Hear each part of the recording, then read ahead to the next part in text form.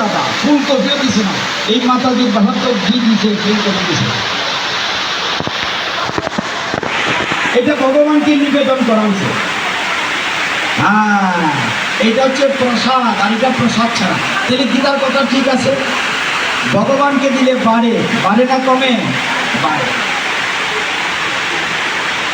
এই যে প্রসাদ কি করে পৃথিবীতে এলো, এই কাহিনীটা বলি, খুব ভালো লাগবে। কারণ এখন ইচ্ছে করে যেতে পারবেন না প্রসাদ খাওয়াতে, কারণ দেবরাজ একটা ডেডিকেট দিয়ে দিচ্ছে। দেবশ্রীপাদ নারদ নাম শুনেছেন, অনেকে দেখেছেন ছবিতে। তিনি বিনা বাজে কি বলেন? নারায়ণ। কি বলেন? জুড়ে বলেন তো, কি বলেন? আরে নারায়ণ বলে আপনার লাভ হইব, মুখটা শুদ্ধ হইব। নারায়ণ, না জুড়ে বলেন, কি বলেন? নারায়ণ, নারায়ণ।